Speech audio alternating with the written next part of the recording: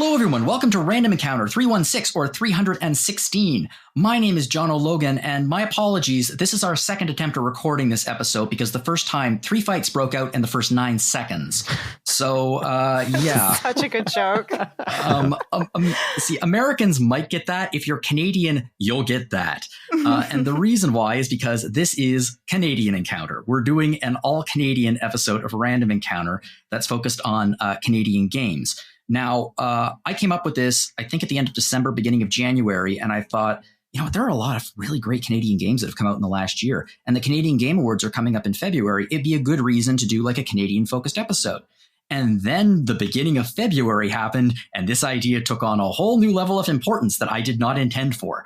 We are very patriotic today, let's put it that way. We are all very patriotic right now in Canada. Yeah. I'm not going to let this episode get too political, but I'll just mention now, the threat of tariffs from the United States at the beginning of February brought together Canadians like nothing I've seen in 20 years. It's beautiful. And because of this, there has been a lot of something I actually hate, which is nationalism. But this time I get it. That's rolling across Canada.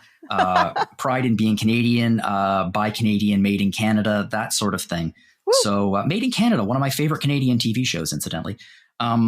So this episode is not going to be talking about that. Instead, we're going to be talking about Canadian games. And some of these games, I bet you any money that whether you're American, Canadian, or one of our other listeners from elsewhere in the world, you are not going to know that many of these games were Canadian. But I bet you're going to know the games. So first, before we dive into this, let me introduce our panel today. So first off, we have Steph. Hello. Steph, where are you from? I'm from Mississauga originally, then I'm from Toronto, then from Burlington. Now I'm in Oakville and probably a new place very soon. But Canada, nevertheless. It is my home. I bleed maple syrup, yes. That sounds unhealthy. I'm so sorry. It's delicious. I can't stop eating myself. It's a very interesting vampire case. We also have Matt making his first appearance on Random Encounter. Hello, Matt. Good to be here. Lovely. Where are you from?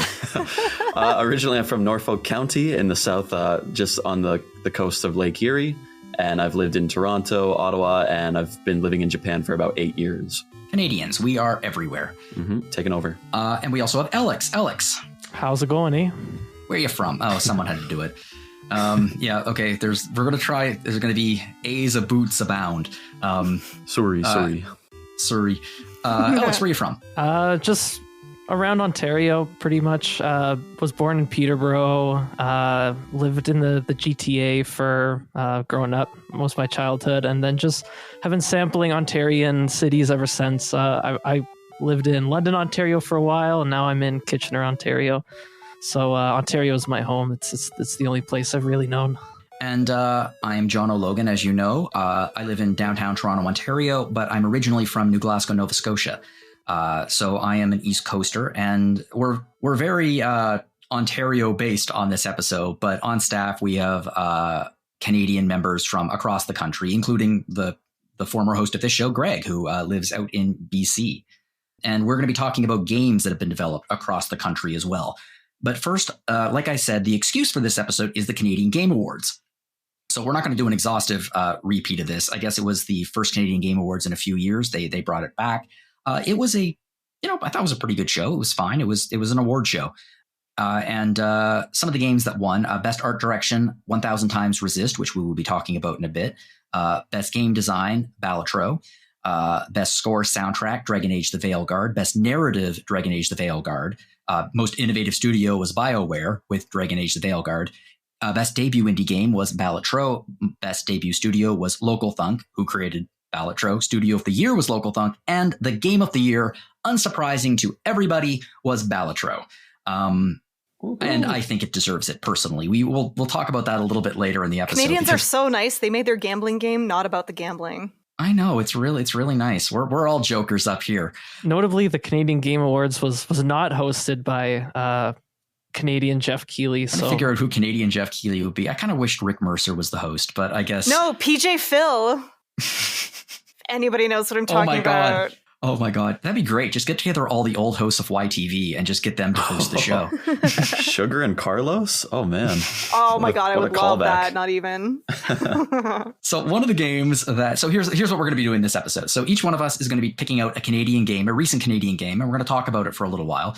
And then there's lots of Canadian games, and we're going to be talking about those a little bit later. So first up is going to be Steph. Steph is going to talk about a game that actually won one of the Canadian Game Awards, the Best Art Direction. So 1000 Times Resist. Steph, tell us about 1000 Times Resist. All right. 1000. Oh, God. I hate summarizing this game. Okay. So it deals with a lot of plot, and I'm going to try my best to talk about it without stumbling over it. So 1000 Times Resist is a sci-fi narrative thriller. It is far into the future, and what happened was, set originally always on Earth, but what happened was a disease was spread by an alien invasion that keeps the one sole survivor and her many, many, many clones to kind of pick up the fight. But in that, a lot of complicated stuff happens. You kind of learn the origin of the alien. You learn the origin of of your all-mother who leads this colony of clones. And you do eventually, figure out how to actually fight back. It's about a 10-hour game. There is 15,000 lines of fully voiced dialogue, and it's actually all really, really, really well done.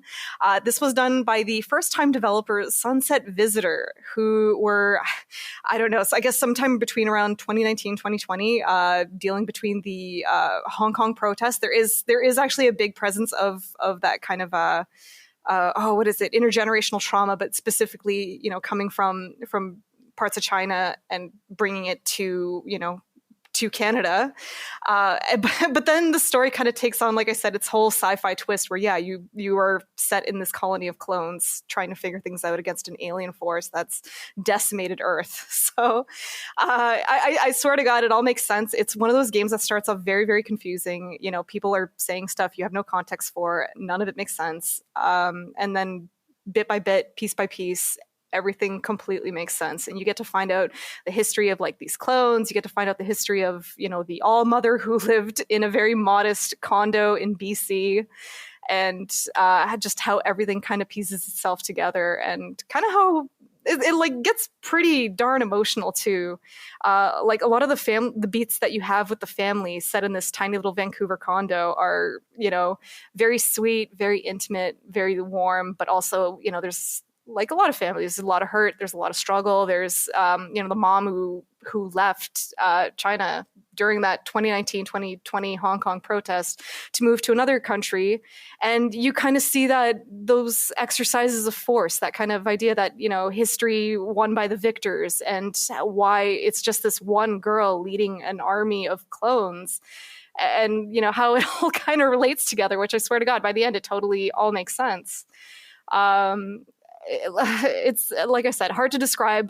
The inspirations for the game really, really range between movies and video games, and the creators themselves have actually quite a theater art kind of background. So yeah, from what I've heard, they're a bunch of theater kids. Yeah. And I say that as a former theater kid. Yeah. So it's really interesting to see that, like, it's not really a very gameplay heavy game. The bits of gameplay that are there, I won't lie, are not terribly exciting. I realized pretty quickly that, like, there was an option to, like, let the voice dialogue completely voice itself before you can click ahead. And I was like, why don't they just have like an auto progress one? I realized if you're not just pressing A, then there's probably not a whole lot you're actually doing in that game. It is pretty strictly it's about its sci-fi thing, but it does a lot though. The visuals are really good. It might not be like high fidelity graphics that we have in a lot of AAA games. Obviously, this is first time studio, but even beyond that, a lot of the movements are kind of jank, and a lot of the actual gameplay that's there is a little funny. But it'll totally win you over just in strong character designs, really, really cool looking locations. And what it does with like the camera. So like I mentioned, they were very much influenced by movies. So you have Wong Kar-wai's In the Mood for Love. And that movie is so much based on just the clever camera and directing choices. And you see a lot of that here. Or Satoshi Kon's Millennium Actress, which again kind of has a way of playing with editing time and place and areas and angles and how elements connect between one another. There's this one brilliant sequence where when you're running away and you kind of almost see it in two overlapping timelines, and it's so beautifully done. So like I'm happy to say that even what it lacks in that visual finesse, for the main big scenes, the very big key scenes, it actually does look quite good. Yeah, I mean, in terms of, I mean, it won an award for art design. Yeah, let that say everything about it. That it absolutely has that indie spirit behind, like, you know, it really puts forth the art in a very, very impactful way. From what I've heard about this game, and I've heard a lot about this game, it's currently installed on my computer, and it's sorry. Yeah. What was that? Oh, just telling you to play it. Yeah, okay, I'll play it. Oh no, that's how much stuff means it. Yeah. Or else. But from what I've heard about the game, the real draw here is the story, the acting, and the graphics, the visual design, and the gameplay is fine, I guess. Yeah, it's absolutely a narrative first. Like whatever it's doing, it's absolutely putting forth its story, and it's a good like kind of 10 hours to kind of sit you with lots of stuff to make you question it. Actually, I just want to keep going over more of the inspiration because they're just so good. So they also took influence from Nier Automata, which you absolutely feel when you're stuck in this kind of future space colony kind of thing. 13 Sentinels, Aegis Rim, because it also has that, I don't know, it's got like that kind of down to earth quality when you're kind of going back to the past and you're kind of, it's nice to see like a normal 2020s school, you know, how we know it, you know, kind of nestled between this very strange sci-fi world where these clone ladies are talking to each other, you know, and they're talking about their tasks, you know, we got to go do some watching today. Like they literally have their tasks broken up in the weirdest ways. You know, we have to go fix some things, and, you know, whenever they sign off, they're always like, you know, yes, 6 to 1, sister, sphere to square, red to blue, you know, and they're talking this kind of funny way that's so alien to us, but then they have a way to take it right back to the past. And it's funny to see the clones confused about how we were then and to how confusing it is now. So it's really interesting how it deals a lot with like, I don't know, like history, anthropology, that idea that just the things that stay permanent and how their meanings change, and, you know, stuff that feels innocuous can mean so much in the future. I imagine that from what it sounds like, it's a little bit like, I guess, dropping into a foreign culture and like discovering, even if they speak English, I mean, a Canadian and Americans, for example, like we're very, very similar. But if you drop an American into the middle of Toronto or drop a Canadian into the middle of, I don't know, Dallas or something like that, there is going to be a different social norms, different contexts of slang, different things. I love how it feels when I go to the States for that reason. Like it's so similar, but you just know it's not the same. It's some sort of odd dimensional slip. Yeah, and I feel like that's what you're saying here with like slang, like 6 to 1, or you have hair to hair here written down, like things like that. I don't know what they mean, but the longer you're in that culture, the longer you're in that society, you just start picking it up without even thinking about it. Yeah, like, you know, you don't know what it means there, but yeah, and then you start picking it up. And it's kind of funny whenever people who have played this game, and like almost people who have played the game, are like signaling out to each other, oh yeah, hair to hair, sphere to square, you know, and just saying the stuff that they say in the game. It's almost catchy in a way. Has anyone else on here played it? Yeah, I have, and I absolutely loved it. It was definitely one of my favorite games of last year. Like again, it's one of the most impressively like done narratives I've seen in a game, and you know, we could talk about like how the gameplay is pretty bare, and in some ways you could even call it boring. But I also think that's a total disservice to what this game is doing as a video game, because it's not like interesting gameplay mechanically, but like the way that through like interactivity, just like walking, like perspective shifting, sometimes you're in like first person, sometimes like the camera's like above you. It's very like Nier Automata. I see that influence in that sense, like the way like the camera work is going around the world and around the character, showing it from different angles to get like some like kind segments. Of like, it's almost just reading it to you, and you kind of like go in the pace of a book, reading from, you know, left to right. Yeah, like there's an emotional purpose being captured in like the way the gameplay works that like goes beyond mechanics. And so I thought that was just really clever, and basically like there's two sort of main states you interact with the world. Like one is where you're just in the society of clones. You're making like you're going into dialogue with the other clones. You're making those weird dialogue choices, hair to hair, 6 to 1, Heki Almo. And you're just kind of like learning the logic of that world as you're going through it, and then at the same time you're doing these communions with your sisters, because aside from like the overall society of clones, there's like 6 sisters who are like extra close and have like more prominent roles Authority, in society. yeah. And you're doing these communions with them, and you're learning about this all-mother, and who's actually just Iris, this girl.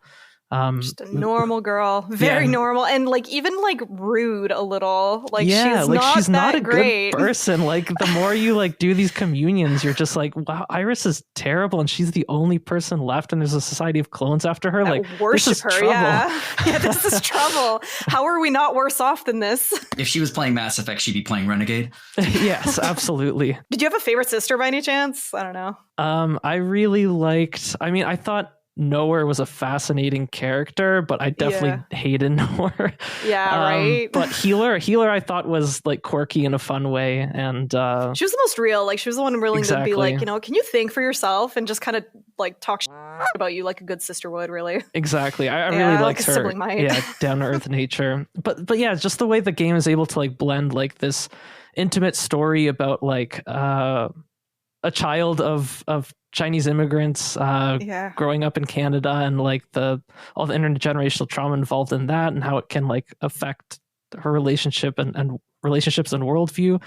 And then there's this really thought out sci-fi conceit around like the society of clones is just absolutely brilliant. And like you said, Steph, it really does come together in the end in a way that just makes perfect sense and really pays satisfying. Yeah. I think the last time I was that satisfied with like how everything came together like that was Ghost Trick, when they try to explain the lamps. Oh god, Ghost Trick is good. Yeah, it's one of those kind of all encompassing kind of tales by the end. I do like to mention, like, so the game does have it has multiple endings. Mm-hmm. I always like to kind of give people just a heads up about this. It doesn't really, the decision comes right at the end, so it's nothing you have to really replay for. The multiple endings, there are, quote unquote bad ones, but they'll actually just loop you right back to the decision, so you can kind of try again. So it's nothing too obnoxious, at least, unless you get it done really nice and quickly.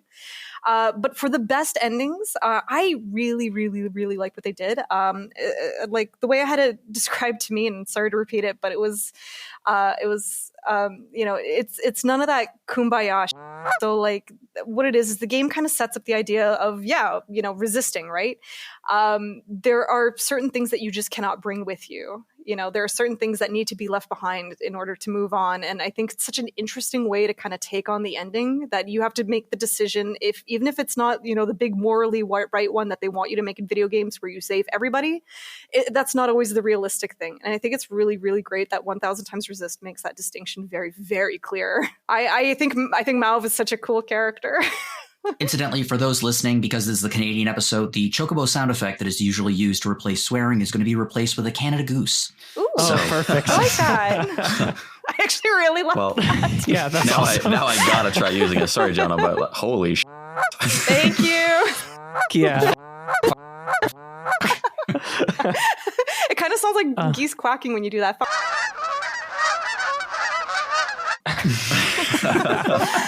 You can leave that part in, I think. I was doing geese. What I also did want to say is, like, some of the one of the other games it mentions was Signalis, Near Automata, 13 Sentinels, Aegis Rim. Oh wait, I think I talked about that. Yeah, so it's some of the best science fiction games of the last couple of years. Yeah, and honestly, it's right up there with the rest of them, which is really impressive for a first-time developer. I can't state that enough. I've only seen videos of this game. I haven't played it, but you guys are like hard selling it to me. I really want to try. Good. But from videos, it looks visually kind of like Shin Megami Tensei 3 a little bit. I can appreciate that. Yeah, I actually really like that idea. Are you seeing what the quote unquote alien looks like? I'm seeing a lot of like glowing half naked people. Sure. Yeah. That's basically it. Yeah. So. To be fair, that's basically Vancouver. One thing I did. Oh, and that was one of the things. Yeah, because I know Jono is a big Star Trek fan. Is that like the aliens in that? the idea of how the aliens communicated in that was actually very interesting, and it is very much like one of the sort of very memorable Star Trek episodes, where I don't know, I just say Temva, arms wide, and usually most Trekkies will know what I'm talking about. Or Sokath, his eyes uncovered. Yeah. But it's kind of interesting, again, for a game that does have so much emphasis on all these strange phrases and chatter. It's kind of interesting the way that 1000 Times Resist wants to talk to people, and it does that through multiple ways. It is such a fascinating game. It is one of those titles that will kind of sit with you after you've beaten it, and you just kind of think about it.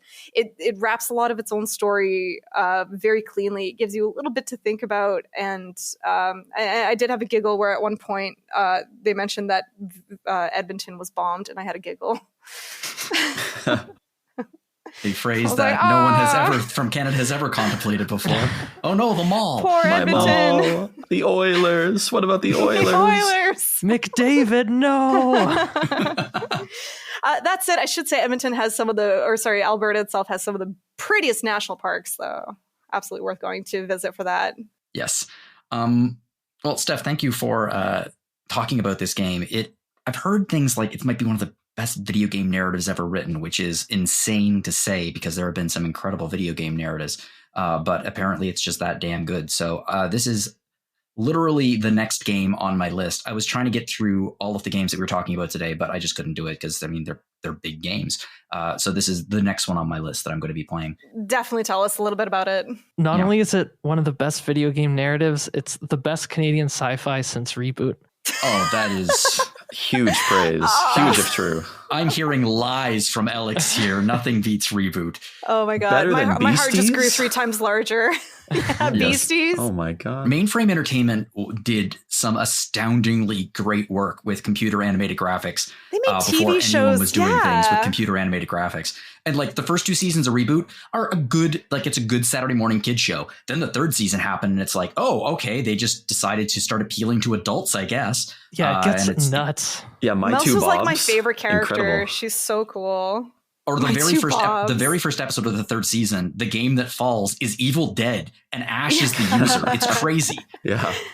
The whole series ending with a summary done to Modern Major General was like my favorite thing. Oh, it's so good. It's such a good show. Good. They did just do something for like the 30th anniversary, I think, of Reboot, or 20th. I think 30th, cool. right? And like they reanimated, I think, the first episode or something. Like it's on their YouTube channel. No, Linus Media Group Linus Media Group's working on it. Apparently, they are trying to get the masters to do a full remaster of the series. Oh, that's awesome. I would love that. Yeah. Anyway, that's another Canadian property and another Canadian. That's not within our coverage. It Not was even the important video. for us to talk about. Come Yes, on, not even the Mike. PlayStation video game is within our coverage. Well, thanks, Steph, because this is a game that I am very happy exists, and I am very proud that it is Canadian. It was one of those games that I absolutely went in because word of mouth was that strong for it. Definitely good word of advice. If word of mouth is really, really good, I don't know. I always trust in it. People giving very emphatic reviews about something is always worth listening to. Well, here's another game that got some good word of mouth a few years ago. Matt, do you want to talk about your game? Yeah, so the game I'd like to talk about today is Spiritfarer, which came out in 2020. I think it's a relatively popular, indie game, but I first heard of it from my oldest friend Travis. Love you, buddy. And it's not the kind of game that I would normally play. I guess you would define it as like a cozy management sim. I get pretty anxious about management games, so the fact that it's a cozy management sim is actually singing to me right now. Yeah, you can just like take your hands off the controller and just coast, and no punishment comes your way. But you play as this young girl named Stella. And Stella like kind of wakes up on this big ocean, this expanse of water, nothingness, and she's with Charon, the like ferryman for Hades. I guess not as violent as he is in the game Hades, though. No, this one is and he talks unlike the Hades one, and he goes like, "Hey, like I'm tired or whatever. Can you take over? You're going to be the new Spiritfarer, and you're going to ferry these souls from the world of the living to the world of the non-living." And so the gameplay loop is basically Stella scooting around in this giant boat that she's progressively building with the resources that you gather around the world. And she's picking up these spirits, which are just animals with like very human personalities. And it's implied that there's some kind of connection that Stella has to the animals, but it's kind of like this hazy memory situation where at first they kind of forget who you are. And the more you play, the more these characters' personalities come to life and you really fall in love with them, right? Which leads to the goal of all the gameplay is eventually after you satisfy these spirits' needs long enough, they'll come to you individually one by one and they'll say like, hey, Stella, it's time. I'm ready to go. And it's not like sappy. It's not, cheesy about it. It's incredibly real, incredibly emotional. And like, okay, they're ready. And whenever I'm ready too, because it lets you take your time, I can sail to the middle of the world where there's this portal waiting for me to send them to the other side, to send them to the afterlife. And they'll give their individual speeches, they'll, say whatever they're feeling, and then you'll hug them and then they'll vanish. And it's incredibly, like, for such a cozy game, it's like, why are you making me cry? Like, why are you doing this to me? Like, I was just enjoying sailing and collecting minerals and stuff until now. But as like the emotional goal of the game, like the narrative is just like based on these in the base game 11 characters, and then in the free DLC expansions 15 characters, right? Does it add a lot to it? So like I feel like saying 4 new characters, like, is a loop with a spirit like a good lengthy enough process that makes a good difference? I would say because like a lot of the spirits overlap. Mm-hmm. Like you'll probably have like 5 or 6 of them on board at any time. It adds a ton to the game. Like it's adding like another third to the game, I'd say. Oh, wow. Okay. And they even add like new islands in the world map and like new resource types and things like that. But yeah, so it's this incredibly, I'm not a big cozy game guy, or I'm not a big like Animal Crossing guy, but like this game just like kept my brain and my hands working the whole time. So you chart your course on your ship. You go, okay, we got to go explore this new territory and maybe find a new island or find a new person on the island. And while your ship is sailing, you have so many things to do, like fishing and crafting and building the homes that the spirits need in order to like stay on your ship. And yeah, it's just constantly satisfying, never punishing, and just, constantly beautiful. Visually, I demand a room made of gold. Some people are like that. And it's like, I'll do my best, little hedgehog lady. But I think, the gameplay is fun. Like it's a 2D platformer at heart, right? So you're jumping around your ship, you're jumping around the island. It's fun in that regard. It has co-op that you can like drop in and drop out as Stella's cat, Daffodil, which is like, how many games can you play as like a little tiny cat and do everything that the human can do? That's pretty cool. And that's co-op. That's a great way to get your partner to play the game if they like cats. I love that kind of stuff. Yeah. So I'm definitely going to do a replay sometime with, if I can convince my wife. But and then I think the real appeal to the game for me, the thing that's lasted like for the past 5 years, is the soundtrack. I'm sorry if Uematsu's ears are tingling right now, but this might be my favorite game soundtrack ever, which is really saying something for me. I've listened to it like so many times, like whether I'm sleeping or whether I'm just have it on in the background ambiently. It's beautiful. It's ambient. It's serene. It's just incredible. The composer's name is Max LL, and he's done these soundtracks for the other 2 previous games by Thunder Lotus, the developer, which are in 2015, Jotun, the like action RPG inspired by Norse mythology, and Sundered from 2017, which is this Metroidvania based on like eldritch magic and lore. Those games didn't really hit for me. Like gameplay wise, the action wasn't that great, but visually and musically, they were amazing. So I think Spiritfarer is really, for me, the first time that Thunder Lotus has, they've played to their abilities in the best way possible. It's truly an incredible game. But has anyone here played Spiritfarer? It is on my list, and you've absolutely been selling it to me. So I kind of like this whole idea of like I don't know, boat sim Valkyrie profile where you're kind of, helping out spirits and all that, and on this platforming rig. I just think it sounds really cool. And the fact that the music is really pretty is honestly actually a really big deal to me as well. I've been asking people the question, like gamers specifically question lately, like how much of your regular like music library in general is gaming? I just put 24 Hour Cinderella on repeat on my iPhone, and that's all I listen to. But like, yeah, like I never got to mention with 1000 Times Resist, but same with that, like really haunting soundtrack. And just to hear that this one has it too, it really has me seeking a lot of indie soundtracks lately. I've been hitting up Bandcamp a lot more the last few years. Let me put it that way. Yeah, I checked out this game too when I saw you were going to be talking about it, Matt, because it's been like on my list for a really long time. And especially the idea of it being like a management sim and having like co-op where you could play as a cat. I'm just like, okay, this is a perfect game to play with my partner because she's going to eat that up.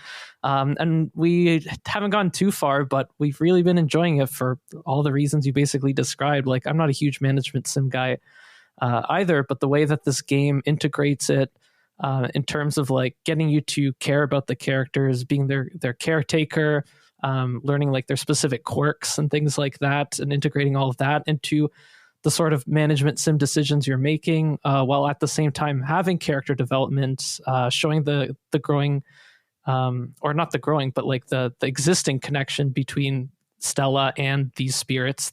But yeah, I mean, like the game is super nice. It is really like a chill time while having like these sort of more interesting notes to it. So I've really been enjoying it so far. It was the management idea that actually kind of threw me off it the first time, but hearing that it's actually very relaxing still, and there's no real, bad state to actually be in, just kind of makes it about that calm and puts the positive note first. It actually really appeals to me right now. I've been really stressed, so I just want something that's nice and smooth. The worst thing that can happen is your boat will stop and your animals might get a little bit cranky, and that's it, right? That's so cute. I want to see that. I failed to mention too, like one of the key highlights, there's a dedicated hug button. You can just walk up to any of the spirits and give them a big hug, and some of them will be like, okay. And they like relent to the hug. It's really, really cute. Relent to the hug. I wish life had a hug button, What I find really interesting about this is Thunder Lotus, the developer of this, like you said, they did Jotun, Sundered. A lot of developers, they make a game, and if it's successful, they just do that over and over again by like refining it and getting really, really good at it. In this particular case, Jotun is a action adventure game. Sundered is a Metroidvania. Spiritfarer is a management sim. And their newest game that's coming out this year, 33 Immortals, is a co-op action roguelike for 33 different players. It seems like this is a developer that is more interested in trying so many different things rather than just pigeonholing themselves into one genre or one style of game. I respect that so much. I feel it's something that indie developers have a bit of that wiggle room to do, but like a lot of the big ones kind of stick to their guns. And like I've mentioned it before, that like indie games providing like free DLC is always so cool. And you see that more again in the indie space than you do the AAA space. Yeah, there's a lot of bang for the buck. Like, I mean, I put about like 30 hours into this game, and like it never felt like it was. That's a great length, honestly. Yeah. Like it wasn't too much, so I loved it. Because I think we've had recently a lot of RPGs that have been very, very long, like most of them hitting that 100-hour mark. So it's kind of nice to hear about something that's a bit more, like it'll be good for your time if you're not totally bored and and you actually do have a bit of a time limit to play stuff in. So I think that 30-hour mark sounds just right. Amazing. Okay, I'm going to move on to my game now, actually. And this is a game called The Crimson Diamond by Julia Minamata from Toronto, Ontario. She was both the developer and I believe the self-publisher of this game. And it made quite a splash because it is I would say it's one of the best pieces of pastiche that I've played in many, many years. So it is a text parser-based adventure game that's very heavily inspired by classic Sierra titles, especially the Laura Bow mysteries, The Colonel's Bequest and The Dagger of Amun-Ra. And these games were created by the legendary creator Roberta Williams. So this is a ETA-style text parser adventure that was developed entirely by her. Apparently, the story that I read is that she was just like fooling around with an EGA color palette and like drawing. And then she's like, oh, I think I might be making a game. And then she made the game, and it's really, really good. This might be the most overtly Canadian game that we're talking about today. It takes place in the town of Crimson, Ontario. So in 1914, Nancy Maple is a rookie geologist who works at the Royal Canadian Museum, which it's the ROM. I think maybe there's rights issues in place, but it's basically the Royal Ontario Museum. And she is sent to this Northern Ontario town to investigate a diamond that was found inside of a fish. And she is staying at this lodge. And when the only bridge outside of the area collapses, she's trapped in this area. And in a classic locked door murder mystery, Agatha Christie style, one of the people in the lodge is murdered, and this prompts her to investigate, uncover family conflicts, deep-rooted rivalries, and maybe even prevent another murder. So really, really interesting setup for the game. It's very Canadian. Nancy Maple, the name right there. And I just loved it. The thing that worked astonishingly well for me, and this is, I don't know if anyone here has played like classic Sierra adventure games, but text parsers were they came before point and click adventure games. Essentially, Maniac Mansion introduced the classic like look at, open, push, pull, that kind of thing. You click on that, and you click on items. Here, you have to walk up to the item and you say, literally type into your keyboard, open door, or check cabinet, or pick up a lamp. And unfortunately, because of the limits of, I guess, space back in the late 80s, early 90s, programmers couldn't possibly program in every single possibility. So you would often type something in and it'd be like open door, and the game would be like, I don't know what door is. Is there like a clever approximation? Like it's actually smart enough about like open the creaky wooden door with the rusty hinges. And it'll know. This is the best text parser I've ever used. There were times where I would put something in that just doesn't work for it. But like for the most part, it recognized everything I was doing. And in a weird way, because it was so good, it felt smoother than most adventure games nowadays, which mostly use verb coins or like the classic verbs at the bottom of the screen, because it was direct input. I would be typing in and Nancy would do what I wanted her to do. And this created a really smooth flow of gameplay that I really, really enjoyed. I also really, really appreciate she used a platform that I actually know really, really well, which is the Adventure Game Studio. This was a game development platform that was released in the early 2000s, I think.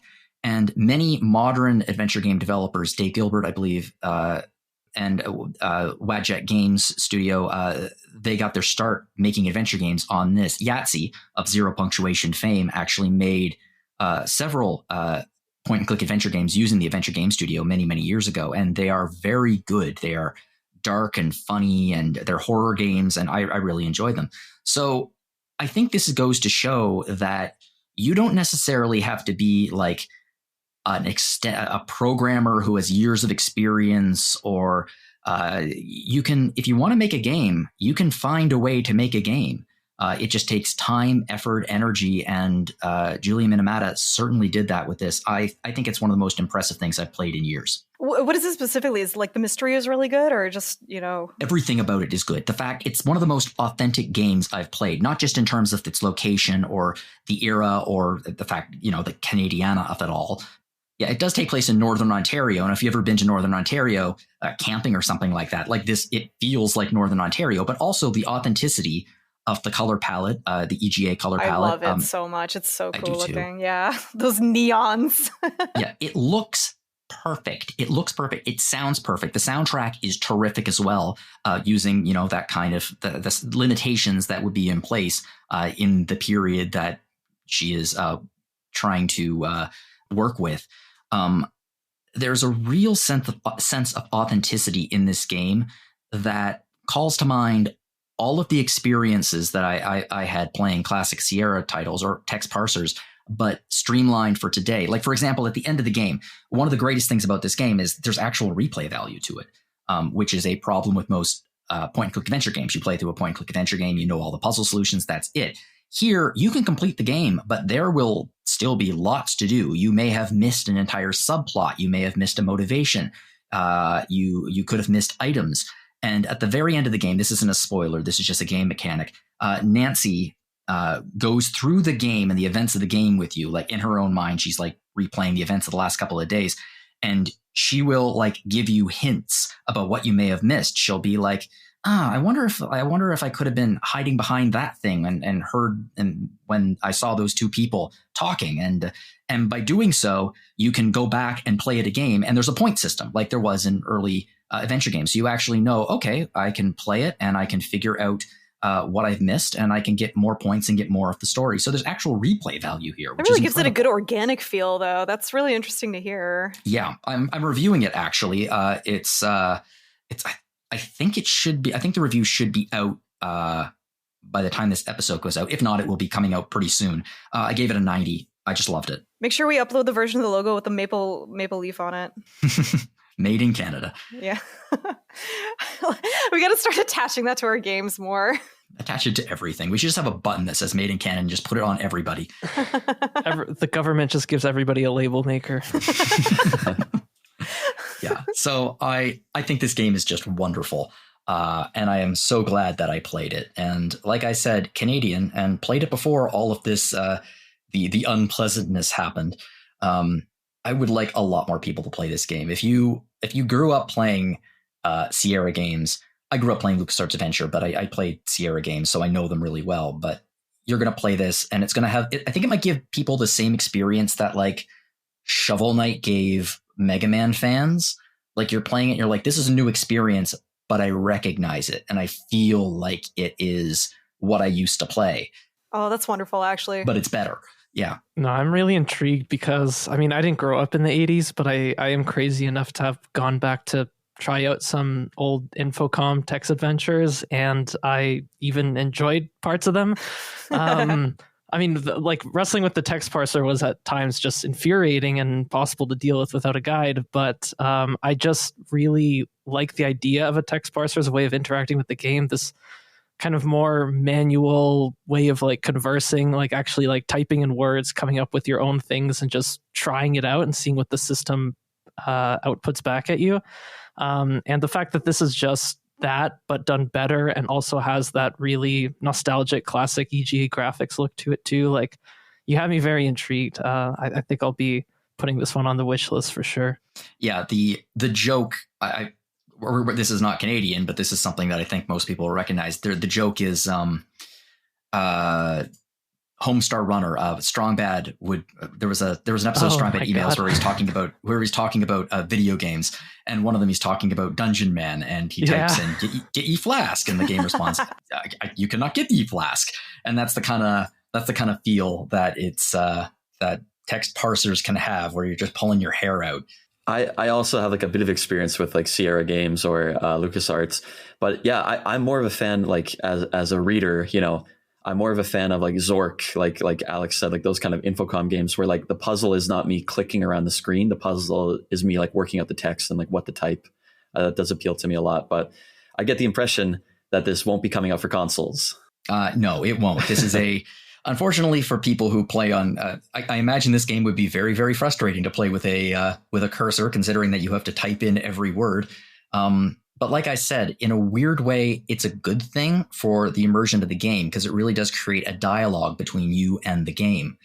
Oh, there is one other thing I wanted to mention about this. Because it is a Sierra-style game, it does play on the idea of random deaths. Like in a Sierra game, much to the frustration of many LucasArts adventure game fans, you would just be like, you pick up a rock and then an anvil falls on you. And then a message comes up and it's like, you're stupid. Do you want to try again? I hope you saved recently. And you have to go back to a save like from an hour and a half ago. If I made a game, I'd make sure I'd put, you're stupid. Do you want to try again? Basically, that's what I feel when I play a lot of classic Sierra titles. In this case, what they do is, or what Julia does is, the death scenes are much more like Easter eggs. Like, you actually do need to seek them out. And when you get them, they're actually really, really fun. And when you die, it will auto reload just before that death. So it's not going to lose you any time. And it's actually, the death scenes are something you seek out because it's like, oh, this is funny. This is a fun Easter egg. That is a great way to integrate it. Yeah. I can only imagine the amount of work. And she does a great job. I follow her on Blue Sky. She is, streaming the game, talking about the game constantly, talking to other content creators. It's self-published, and that cannot be easy. But I would like to get her as much attention on this game as I possibly can, because it is just great. It's so good. Anyway, moving on from my game now, I want to move on to Alex's game, which is a game I actually finished last night, and it is sticking to me like few things have in quite some time. So, Aleks, what is your game? Oh, it's a fascinating game. It's I'm sure a lot of you have heard of it before. It's Slay the Princess, developed by Black Tabby Games, released last year, but got a re-release this year with kind of an extended cut, Pristine similar cut. to what Disco Elysium got with its final cut. But yeah, this is the pristine cut, which added new content, got ported to consoles. It was like a lot of lines too, wasn't it? Like 8,000 new lines of dialogue or something crazy like that? Yeah, like entire new routes and brief. expanding on some of the old routes as well. Like just a true labor of love in terms of like releasing a free update like that. It's incredible. And they did. I also, if I recall, they also released an updated soundtrack, fully orchestrated soundtrack. Yep, which sounds so nice. Yeah, it does. So nice. Incidentally, we have there's an interview. There's a Rhythm Encounter interview episode a few episodes ago where Patrick interviews the composer of Slay the Princess. Mm-hmm. Right. Oh, yeah. that's great. Yeah. Good episode. Always been so good about getting those interviews. Yeah. Anyway, sorry, Aleks, continue. It's Black Tabby Games, which is actually a two-person team, and funny enough, for this game in particular, it's a husband and wife team. Just like a mom and pop indie studio, originally from Boston, but now they've moved to Toronto. So we will happily adopt them as Canadians at this point. The husband is Tony Howard Arias, and he's the game designer and lead writer. And then Abby Howard is the lead artist, and she's actually an award-winning graphic novel illustrator. And you can really see how much her illustrations add to this game. If you just look at any screenshots, it's got this incredible pencil-drawn art. I don't want to be this simplistic about it, but I think that the way the game comes off on that first sight, that big doe-eyed princess face, it's the title, Slay the Princess, a big gooey heart. It looks so silly, and she's got those big eyes. I'm like, please don't. It's such a fun first impression. I was immediately, captivated by it the first time I saw it. Absolutely. It's impossible not to see that as the cover and be just immediately intrigued of what the hell this game is. But what it is basically a visual novel in terms of how it plays, but it functions around a time loop. And it's really a horror game in a lot of ways is how they describe it, as a horror visual novel. But it's got this interesting, when you boot it up, it says this is a love story. And at first it's hard to see, but as you continue playing, that becomes more apparent. I would say it's a horror game that's not scary. It's not there's no jump scares and things like that. Isn't what this game is going for. Not quite, but parts of it are pretty damn scary. Okay, yes. The things you see, and it's definitely not for the faint of heart. There is imagery in this game that's pretty graphic, pretty brutal. So if you can't deal with any gore or things like that at all, it's no Spiritfarer where you have a designated hug button. No, then it comes with a content warning and everything, and the way the pencil drawn art is lightly animated to be moving. When the horror starts amping up, it creates it gets really unsettling. Oh, I love that. But I'll also just mention before we get into too much that they had one other previous game, Scarlet Hollow, which was an episodically released horror visual novel with light RPG elements. And the idea for Slay the Princess developed out of one of that game's chapters, where there are these sorts of conflicting characters, and they had this idea of what if there are more voices conflicting within a single character, and that ends up being the premise. And they combine that with a concept of a game where the player character is being ordered to kill a seemingly innocent person who is allegedly dangerous, and that they also change shape to be whatever the viewer expects them to be. So there's this overlying theme of how perception and presumption actually shapes reality, and that comes together in the gameplay in a really interesting way. So basically how this game starts, it's a very limited but highly variable play space, and that's possible with the way the time loop functions. A single light run of the game will take 15-ish minutes or something like that. But the way it repeats is super fascinating. So you begin in the woods. It's just you and a narrator telling you that you're on a quest to slay a princess who will end the world if you don't.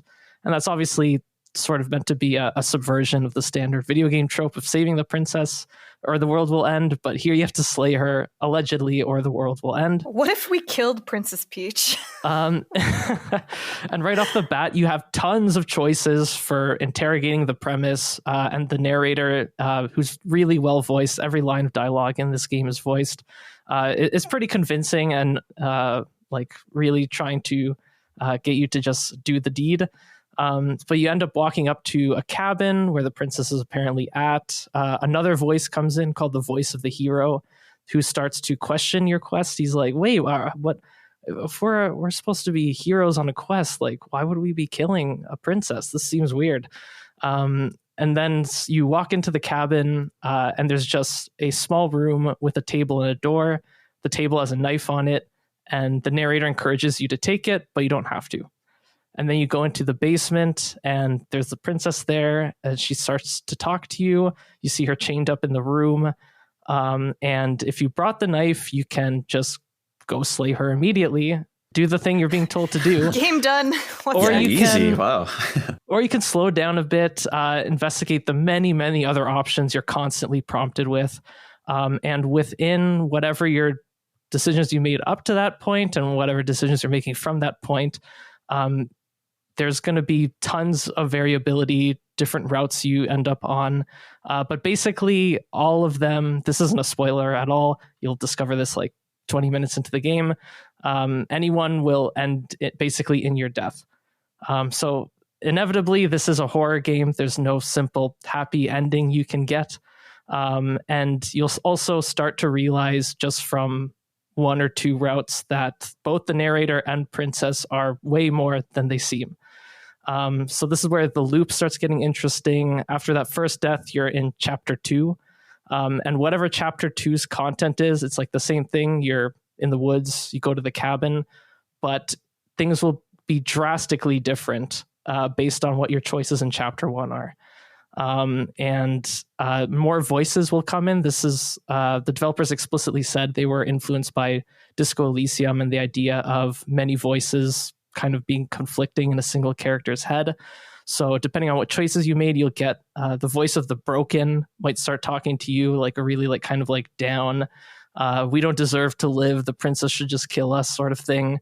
There's voice of the paranoid, voice of the opportunist, all these different things and characters coming in based on the choices you made. You kind of brought them into existence with your choices.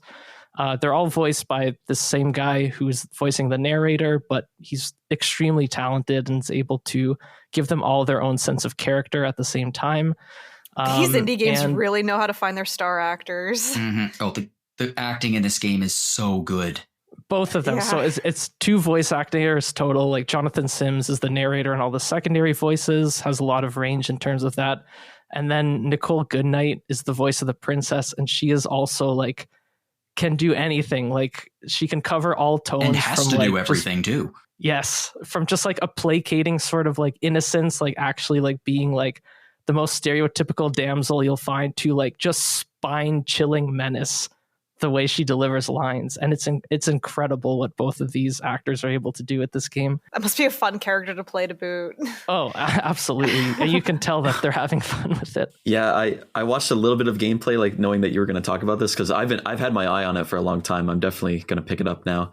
But like you said, I was kind of shocked at the gore, I guess, in certain points. I'm like, whoa, didn't expect the princess to do that. But like the way it's acted, yeah, it's like she's so unpredictable. And like I was going to bring up the Disco Elysium, like the stacking of voices in your head in a way, right? Yeah, it just seems so cool. And I love the way that, like, you know, usually with a visual novel, you want to like save and reload to try every path. But in this one, it's like you try every path and they stack on each other and influence each other as it goes. Is that right? Like that just seems so like, I don't know, metatextual.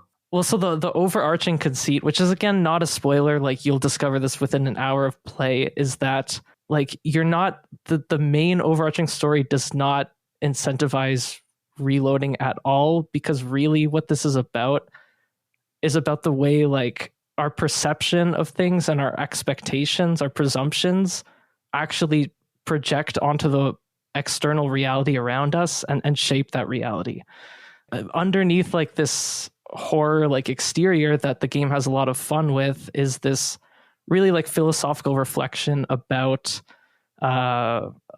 like perception, about reality, about also just like, despite all the ridiculousness and the horror that happens in the game, that there's like a real intimacy captured in the relationship between you and the princess. And like, it just goes to show, I think, that this is like a husband and wife team, just on top of like this crazy game premise, just having like a really nuanced understanding of couples and interactions. Right, what you know, I guess. I'm hoping this isn't their relationship though, because if it is, holy crap. Exactly. I too chain my wife to the wall. Yeah, it's very relatable. But it's just all to say that like the game's got a great premise and like main gameplay loop, and then there's just so much food for thought underneath that at the same time. It's really nice. This might be the most beautifully grotesque game I've played in years. It's gorgeous and it's disturbing and it's beautiful, and the combination of the visuals with the voice acting and the brilliant score. Incidentally, Rhythm Encounter 151 Slay the Princess with composer Brandon Boone is the episode if you're looking for it. It all comes together in a way that creates a rare experience, I think, a rare interactive experience that's still very clearly a video game, maybe more along the lines of a visual novel. But this is the kind of game that if someone isn't into video games, but likes stories and especially likes horror and that kind of thing, that they should play the heck out of this. They'd love it. I feel like we kind of nailed that with our choices this week, actually. Like, these are very narratively rich titles. Yeah, for sure. I mean, there's a reason we're not talking about Balatro, although we will briefly in a few minutes. Love, great story of Balatro. I can't tell if you're joking. I mean, the story of Balatro is I can't stop frigging playing it, but that's another... I have no sarcasm detector. I know people were really bragging about it. I was like, does it have a story component? Aleks, about this game, would you say that, I guess you would call it basically a visual novel-esque game? Yes, I think that's the best way to describe. But like, as far as like, we just talked about Citizen Sleeper on here, Jono, and I'd say it's like the same thing, because I am not a visual novel player. Like, it's not a genre that I'm really like constantly digging for new titles in. But like, if a game just has really creative narrative design and has thematic things is trying to execute within the format of a visual novel, like that's some of the best like digital storytelling you're going to get, and this game is definitely one of those. Like, it's that good. Like, I already know Jono likes his like point and click kind of mystery kind of stuff, so Crimson Diamond seemed like a very great choice for him. But I think it's interesting that both Aleks and Matt have said that the game that they chose was not really in their wheelhouse, but it still really, really, really captured you both,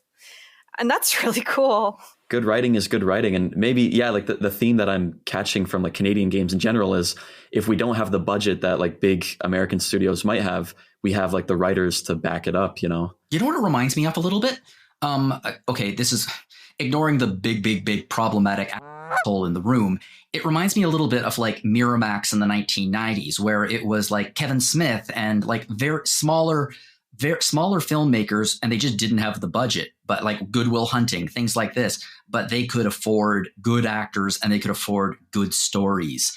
And this created some of the most iconic movies of the 90s that the quality continues into this day. This is a little bit what it reminds me of in the Canadian video game industry. Ignoring the asshole in the room. Hey, we gave the world Denis Villeneuve. We did, actually. Well, Aleks, thank you for bringing on Slay the Princess. I'm really glad that one of the reasons I was recording this episode is because there's a lot of these games that I really did want to play. And Slay the Princess has been on my list for quite some time. And oh my God, was it good. I went to bed that night. I finished like 5 or 6 runs, and I went to bed and I closed my eyes and the princess was there, which is not what you want to see when you close your eyes. It's pretty horrifying. Is this the happy princess or the murdery kind? It depends on the run. So those are 4 Canadian games that I really wanted to spotlight, but there are so many other Canadian games. So we're going to do a quick lightning round here. If you've played the game, if you have any thoughts about it, you can chime in. Otherwise, I'm just going to go through them. So I want to talk about the works of Sabotage Studios, Quebec City, Quebec. This is The Messenger and Sea of Stars. So Sea of Stars was a spiritual successor to Chrono Trigger in terms of its presentation. The Messenger is a classic NES-style side-scroller that eventually explodes into this incredible Metroidvania. Speaking of Northern Ontario, Amanda was working in Northern Ontario, and she was up there for I don't know, 13 days out of every 2 weeks, and I got her for like a day, and I was so depressed, just like, because she's gone. So I played the Messenger in this, and it was really like a little bright light of hope during it. It's so good. Yeah, I'm a big fan of both of these games. I think the Messenger was on PS Plus, so that's where I tried it out. And it was I love the original Ninja Gaiden on the Famicom, right? And that just scratched so many of those itches. But like the writing again was hilarious, and like the breaking the fourth wall, like that wizard character. And so when I heard that they were going to do a Chrono Trigger spiritual successor as their follow up, I was like, what? Like in the same universe? Isn't that one getting free DLC too? Like, yeah, you're right. And the pixel art is so good. So gorgeous. Yeah. And the soundtrack is okay. Like, I mean, I know they bring on like Yasunori Mitsuda from Chrono Trigger. His stuff is good. Overall, I wasn't blown away by it, but I liked the characters. The gameplay was pretty fun. Like the story was all right. You know, I liked it. Up next is a studio in Toronto, Ontario, Hilltop Studios. And the game is Little Guardsman. So again, I've done this a few times on this podcast. Full disclosure, I am very good friends with the head of Hilltop Studios and two of the writers and many of the people who worked on this game. So I am very, very biased. That being said, Audra, who is not biased because she doesn't know any of them, gave it a very good review. It is a combination game. It's a point and click LucasArts style adventure game mixed with what I would call a paper please like. And you play as like a 10-year-old girl who was put in charge of the guard shed of the Sprawl, this medieval kingdom. And you have to decide who is allowed in and who is being rejected and sent back out of the kingdom. And I just enjoyed the heck out of this game. It's so cute. The performances, the acting is very good. The writing is really funny. And the graphics, the visual presentation is rock solid and so cute. I really love this game. Funny games are so hard to do. And I've heard, it's just really, really, really good. I'm really glad this game exists. And I happen to know that Hilltop, I can't talk about it because I don't want to ruin it for them. And also Scott might literally kill me.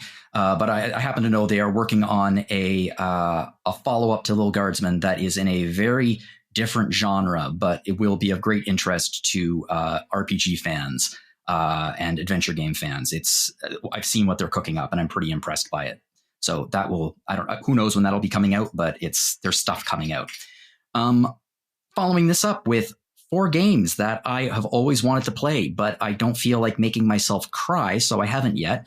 It's Freebird Studios in Markham, Ontario, and this is To the Moon, A Bird Story, Finding Paradise, and Imposter Factory. And also, I think there's a beach adventure sub-story in there somewhere too. Has anyone played To the Moon? I've played To the Moon. It's awesome. It's really good. It was like one of the first indie games I ever played. And just the fact, like, it's not an RPG, obviously, but it has that, like, it was made on like RPG Maker 2003 or XP or something. And it has like that classic RPG look. So that like attracted me to it. But then just beyond that, like the writing being so clever, intelligent, and funny at the same time, the way he was able to like make me laugh and then make me tear up a little bit the next second was incredible. The soundtrack and like that main piano theme and how that fits in a motif with the whole narrative and everything, like it was really an eye-opener in terms of seeing like an indie game and seeing the potential of like independent game creators, and I've been hooked ever since. So thank you, To the Moon. I've heard it makes you cry. But I actually still haven't played any of the sequels, which reminds me that I should probably get on that. I've heard nothing but great things about all the other sequels. Yeah. So, I mean, the quality is consistent at least. And it like takes absolutely nothing to run. So even win-win if you don't have a super powerful computer. I think most of our games are very easy to run as well. Yeah, basically potato PCs could run these things. Moving on now to a very different genre, Cellar Door Games, Toronto, Ontario. And this is Rogue Legacy and Rogue Legacy 2. So I love these games. I wrote a early access review for Rogue Legacy 2. I kind of wish I didn't because I kind of wish I waited until the whole game was completed. I really enjoyed the early access, but I loved the full game. And I loved Rogue Legacy. This was a game that kickstarted. It was one of the earliest contenders in the popularity of roguelites. that happened in the 2010s, and it is so good. You play it's a side-scrolling, almost Metroidvania style, has a Metroidvania style map, and like a roguelike, it has persistent upgrades you can purchase. But you are you go into this castle, and you will die very, very quickly. And then the conceit is that your descendant will follow a generation later, and they will go into the castle, and you get to select from like 3 descendants, and you get to pick their stats and their class and send them in. And there's so many different ways to play this game, so many different builds, and so many different traits. It's so much fun. I really love these 2 games. Yeah, Rogue Legacy 1 I played it on the Vita, and that's like a perfect to-go game. I don't know if 2 came out on the Switch. I played it on PS5, and I didn't get as far into it. Like, it felt a little less, it felt more punishing than the first one. So I kind of got like a little bit discouraged about 5 hours in, but like they are really fun, well-made games if you like a rogue light. Yeah. Yeah. Rogue Legacy was actually my first roguelite, I'm pretty sure. And because I was so intrigued by the concept of like the way you die and then like your ancestry, like affecting like your next characters with like these silly little gimmicks. I thought that was really clever, but it also made me realize that gameplay wise, roguelikes are not necessarily for me. I've definitely come to like a few, but it's definitely a genre that I don't easily gravitate towards. I'm not a big fan of like forced repetition as like a selling point of a game. I'm like, okay, like growing up on like the Famicom or something, it's like I had to play my games again and again because that's all there was. I don't want to have to die and play them again. I don't know. It has to be rewarding enough, like Hades, where it's like, okay, I want to die to progress the story. I didn't really get that impression from Rogue Legacy, but it is definitely fun gameplay. Moving on, we have Drinkbox Studios, also in Toronto, Ontario, and that's Guacamelee, Guacamelee 2, and Nobody Saves the World. I had no idea they were Canadian devs. Yeah, they're Canadian. Especially Guacamelee, yeah. I've looked it up. The idea for Guacamelee came from one of their artists who is Mexican, and was commenting that he had never seen like a Mexican hero. And which is weird because luchadors, like that wrestling tradition, is basically superheroes. And that translated really, really well into this. It's a cross. It's like a beat 'em up Metroidvania. And there are a lot of Metroid references throughout this game. The first one, I really, really enjoyed it. Second one, really, really enjoyed it. They are rock solid Metroidvania games. And they're very funny too. Somehow, yeah, they are hilarious. Like one of my favorite Metroidvanias is Guacamelee 1 and 2. And they added 4-player co-op to Guacamelee 2, which I have no idea how that would work. Yeah, I want to try that out. Yeah, they're great. They're just really, really good games. And I've heard very good things about Nobody Saves the World 2, which is a 2D Zelda-like, where you get to switch personas and various abilities. Really, really neat sounding game. And Canadian. As everything we're talking about today is Canadian. Okay, let's go on to Brace Yourself Games from Vancouver, BC. We're finally getting the hell out of Toronto. And they are the creators of The Crypt of the Necrodancer, Rift of the Necrodancer, which is very recently released, and also Cadence of Hyrule, Crypt of the Necrodancer, which is the Legend of Zelda spin-off from Crypt of the Necrodancer. I played Crypt of the Necrodancer. I reviewed Cadence of Hyrule. Cadence of Hyrule is... Canadians made a Zelda game, everybody. It rules. We graduated from Luigi's Mansion. They bumped us up. Woohoo. And it's such a good Zelda game too. Like, one of my favorite things to watch on YouTube actually are Legend of Zelda Link to the Past randomizers. And Cadence of Hyrule is a randomized Legend of Zelda game, like official from Nintendo. And it uses the same style of gameplay, which is you have to move in time with the music and attack in time with the music, and the enemies do as well. And it's a really, really cool spin on Legend of Zelda. And Crypt of the Necrodancer has like the soundtracks of these games are insanely good. Crypt of the Necrodancer has a great soundtrack. Cadence of Hyrule has some of the best remixes of Zelda I've ever heard. It's amazing. Yeah. I haven't played it yet, but I have heard the music, and the music is good. Yeah, me too. Yeah, it's great. So Canadians, we made a Zelda game. Huh. Okay, let's move on now to staying in Vancouver. We got Red Hook Studios, Vancouver, BC, and Darkest Dungeon 2.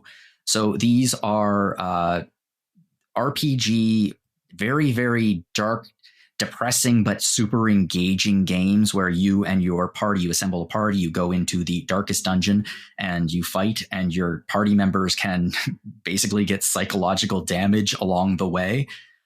Super, super tough games, but super rewarding as well, I understand. Another one of those, I had no idea it was Canadian. Yeah, for real. Me too. Yeah. I'm waiting eagerly to play Darkest Dungeon 2 when it goes on sale or sometime when I have time. But Darkest Dungeon 1, I've played on like many different consoles, and like what a fun and brutal game. Like I've heard, yeah. Yeah, you're so involved in every single step of it, and like it can be so frustrating. Like one criticism against it is like it does not really respect your time. It's like, okay, I spent like 5 hours building this person up. Bye. They went insane and they like had a heart attack, you know? And like it does feel like, yeah, it really. See, we had some French in this episode. C'est la vie. C'est la vie. Yeah. Au revoir, my monk. But yeah, like you can see like the downward slide of like, I'm not going to make it out of this dungeon. But like, no matter what level you are, like you pretty much always get by the skin of your teeth. And it's like by the final boss, which is always the hardest fight, of course, it's like, okay, everyone's standing in the wrong position of their 4-man lineup. This person is going crazy. I'm like, hold it together. You know, it's really tense and like just so on the edge of your seat RPG gameplay. Not for the light of heart, but I kind of wish, and like I like hard games, but I kind of wish that this one had a more I don't know, like an easier mode. I can't say it anywhere else, but like, you know, Hades and like these other things have like God mode where the more you die, the easier it gets. I think Darkest Dungeon might benefit from that just to appeal to a wider audience, but great game. A great looking game too. The art in this game is amazing. Okay, and moving on to isometric court games from another one of my old hometowns, Halifax, Nova Scotia, and this is Tunic. So Tunic looks at first glance like a Zelda-like. It's over the head. It stars a little fox with a green hat, and you're like, okay, that's Link. But it turns out it's actually more like a Souls-like. Really, really cute game, and has some fascinating mechanics to learn how to play it, where you can assemble a NES, or I suppose format, a Famicom instruction manual in a fictional language. And that's kind of how you learn the game. You have to assemble this instruction manual that used to come with NES or Famicom games. This is another one that is currently installed on my computer that is just waiting for me to play it. And I've been eagerly awaiting this for a while because it really does seem to hit me exactly where I live in terms of the style, the game itself, and the instruction manual. Because who doesn't love an instruction manual? I miss them lost so much. art. Yeah. If you're wondering why your game you rented didn't come with the instruction manual, it's probably because I stole it, and I'm sorry. See, you're the reason why they started putting those crappy photocopies in the games instead. That's you. Oh my god. I like the pictures. Steph's confessions, you heard it here. I think this game would appeal to you, Jono, if you like replaying Zelda games. I mean, because everything in the game is pretty much open to you from the beginning, but you don't know it is because you haven't read that part of the manual yet. You haven't found that page. Cool idea. So like, yeah, if you replay it, like I love this game. And if you replay it, you can be like, oh, I'm going to skip like the first 2 dungeons and just get the sword, or, you know, I'm going to like jump right to this part. And so I think for a speedrunner, it might be a really fun game. But yeah, just beautiful, like laid back atmosphere and soundtrack, difficult, punishing, challenging gameplay, cute. I was going to say, I've heard people say, like, go in saying, like, this is not as, you know, easy as I thought it was going to be going, especially by the visuals. It does have an easy mode, though. Like, actually, my wife watched me play it, and she rarely, like, will want to play a game, but she's like, it looks so cute that she's like, okay, can I start a new game on it? And yeah, she really loved it, too, actually. That's awesome. Really fun game. Yeah, and it's not only like taking inspiration from like old school Zelda and Souls and NES manuals, but like one of my favorite like Zelda likes is Landstalker on the Sega Genesis, which also has this isometric viewpoint. And clearly they were inspired by Landstalker because their name is Isometric Court Games. But the fact that with Landstalker, the way you look at the screen with the isometricness, it's like a visual puzzle at the same time, and Tunic definitely leverages that as well. There's even like a button that does like a slight pivot in like the camera angle, like it's super subtle, but if you notice something in the environment and like you pivot that camera angle at the right time in the right place, like you'll suddenly see like a secret.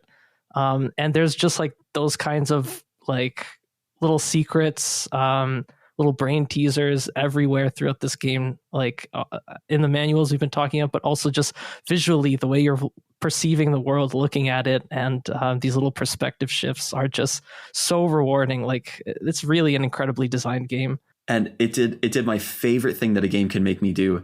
There is like a huge puzzle hidden at the end of the game that you're unknowingly collecting the pieces of as you play the whole game. And like I literally had a giant notepad out in front of me with my wife sitting next to me, and we're both like flipping between the pages of the manual and like drawing this like giant complex map on this notepad. And it was like it made me feel like a crazy person, but then it made me feel like a genius. And like I love that feeling. They've made games so easy like that now. Like I actually love the whole pen and paper thing where you're actually figuring out little puzzles and little, patterns and stuff. I actually really miss that in games. Yeah, The Witness did that really well too, I think. Like I love that too. Yeah. Moving on now, this is a tricky one. BioWare, Edmonton, Alberta. So this is Baldur's Gate, Baldur's Gate 2, Shadows of M, Neverwinter Nights, and Star Wars Knights of the Old Republic. So BioWare was founded in 1995. It was an entirely Canadian-owned company until 2005, when it joined forces with American Pandemic Studios. They created a partnership. That partnership was then bought by EA on October 11th, 2007, just before Mass Effect was released on November 20th, 2007. So Mass Effect was almost entirely Canadian, almost. Look, I understand I'm being a little pedantic here involving the ownership of BioWare, but I am still counting and claiming all of BioWare's output prior to 2007 as fully Canadian games. So, these are Canadian games. And this one is a bit of continuation of the previous entry. This is Beamdog, Edmonton, and this is Baldur's Gate Enhanced Edition, Baldur's Gate 2 Enhanced Edition, and Neverwinter Nights Enhanced Edition. So in 2009, one of the co-founders of EA and the former lead developer went off to create a new video game company. They were best known for doing exceptional remasters of classic 90s CRPGs, including many published by Interplay and, as you can hear, many BioWare classics. And these remasters and remakes actually helped lead to the resurgence of the CRPG genre that led to games such as Pillars of Eternity, Divinity Original Sin, and of course, Baldur's Gate 3. Recently, however, they were purchased by Aspyr, a publisher owned by Embracer Group. And I think if there's one thing that can unite gamers of all nationalities, Canadian and American, it's a well-founded hatred of Embracer Group. But again, claiming those remasters as Canadian games. So I'm assuming some folks on here have some thoughts about these classics. Yeah, I mean, like, even if we can't call Mass Effect and Dragon Age technically like Canadian products, the fact that we still get Baldur's Gate 1 and 2 and KOTOR that's good enough for me. I mean, Mass Effect it's the same as, what is it? I'm trying to remember what the label is because I've been learning them all. There's made in Canada, there's produced in Canada. The worst one I've seen is designed in Canada, which is just the frigging label of the product with a maple leaf on it. Tim Hortons is owned by Burger King. So, I mean, like, I think we get a pass for this one. So I'm genuinely surprised that the federal government did not put a stop to that when it was attempted. Everyone buy French's ketchup. Yeah. It's not bad. No, it's not bad, but it's also it uses Canadian tomatoes and it's produced in Canada, but is an American company. Primo is, I think, Canadian almost all the way. That's good to know. I barely see Primo though. I do too. Incidentally, if anyone's wondering, Canadians have been doing a lot of research over the last couple of weeks about Canadian products. I don't have any idea why. Baldur's Gate 2, Neverwinter Nights, like these are definitive D&D translations into video games, and they're the best there ever was. The enhanced editions were exceptional, and I mean, KOTOR is considered to be one of the greatest RPGs ever made, and was the blueprint for many other games, including Mass Effect. I mean, KOTOR was probably my introduction to BioWare. I remember, like, I didn't have an Xbox, but I would go to my friend's house and play it, and like, you can have a Wookiee on your team and like a Twi'lek. Like it was really cool, and like getting to visit all the planets and just like the atmosphere. The gameplay like doesn't hold up great, but I mean, like it's still very playable. Like, and they've re-released it on like even the Switch and like a lot of modern consoles. But I also really loved the Baldur's Gate 1 and 2 remake on the Switch. I played it for the first time, and it took a long time for me to like wrap my head and hands around the controls. But once I got it, like it was still the BioWare like writing and the DNA is there with the characters, and like you can definitely feel like their sense of humor, their sense of exploration, their sense of like romance. They're great games all across the board. Yeah, especially in 2, like Baldur's Gate 2 is just the blueprint for Western RPGs, full stop. And also just as an isometric Western RPG, like it still has influence on like other smaller titles like Pillars of Eternity is just straight up continuing the tradition of Baldur's Gate 2 and making like the most out of like that artistic style that those isometric Infinity Engine games had. So yeah, Baldur's Gate 2, it's definitely hard to get into, especially if you don't have like a pretty decent knowledge of D&D rules. You got to know what THAC0 is. Advanced Second Edition specifically was pretty weird. But once you get through that hurdle, like these are still some really, really good RPGs. And I should say that many of these games and many of the games that were made at BioWare, for example, Veilguard, there's a lot of Canadians working on these games. Like I am in no way, shape, or form dismissing their contributions to the gaming industry. I'm just trying to focus on wholly Canadian games at the moment for some obvious reasons.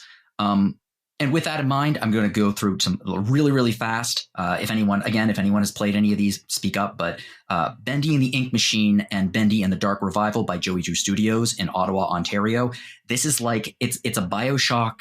It's a BioShock like essentially, and the idea is basically what if Walt Disney had made a deal with the devil to create Mickey Mouse.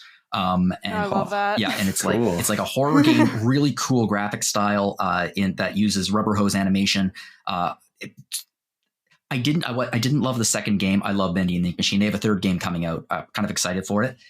There's Pony Island, Inscription, and Pony Island 2, Panda Circus, which is upcoming from Daniel Mullins in Vancouver, BC. These are kind of very Inscription has made a huge splash. Pony Island less so, but because of the success of Inscription, Pony Island is getting a second look, and Pony Island 2 is coming out. It had its... Is that basically what happened with Slay the Princess in the first title they did? Forgot. I think so, a little bit, yeah.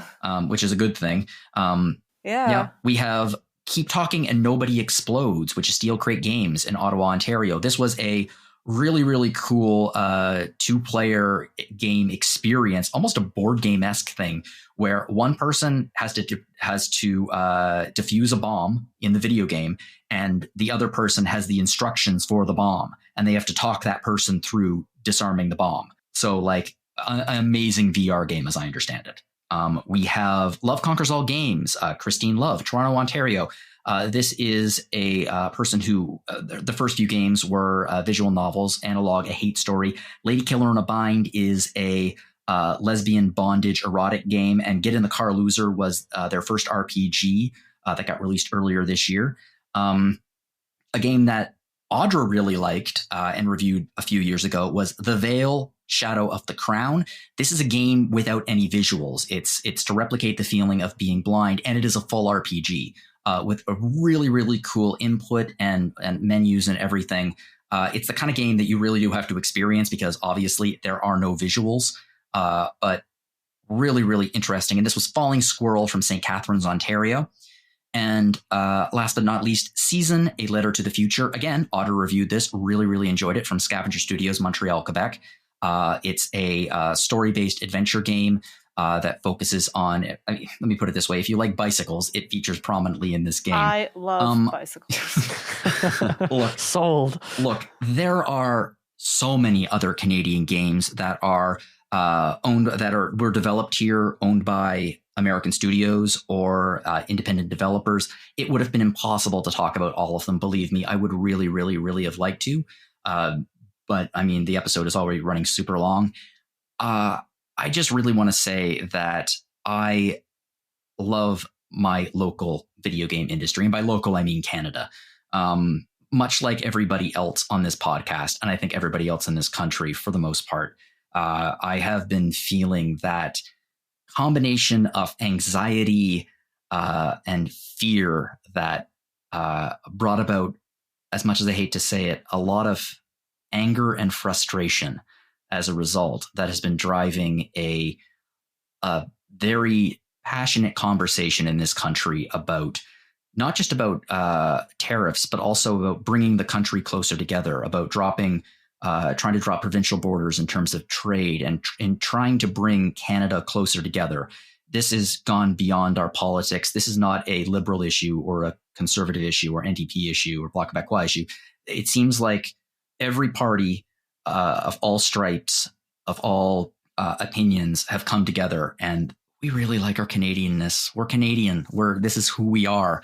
We're not a state. We're Canadian. Don't make me American, please. I am Canadian. Yes. And the reality is, and I think that I can speak for everyone on this podcast, and actually for the majority of Canadians, we love America. We do, yeah. We do. We live next to you. You are our closest ally. And if you're looking at it in terms of like you're our closest friend, your culture permeates our culture. Like, it's impossible for us to be this close to you. Like, I love you. You're also very noisy. So like your television, your movies, your video games, obviously, we watch them and we love them, and we are different in many ways. We're Canadian, and I think that we're very, very proud of that. And even though there have been times over the last many, many years where I think a lot of people forgot that, I think that most Canadians are feeling it right now, and that we are very proud to be Canadian. And yet, much like that stupid commercial from the 2000s with the guy in front of the screen talking about Canada, saying, "I am Canadian," that's sort of what we're feeling right now. Oh, you don't mean house hippos? No, I don't mean my mind immediately went to house hippos when Jono mentioned a commercial. I saw a shirt of that the other day and I wanted to get it so bad. We all did.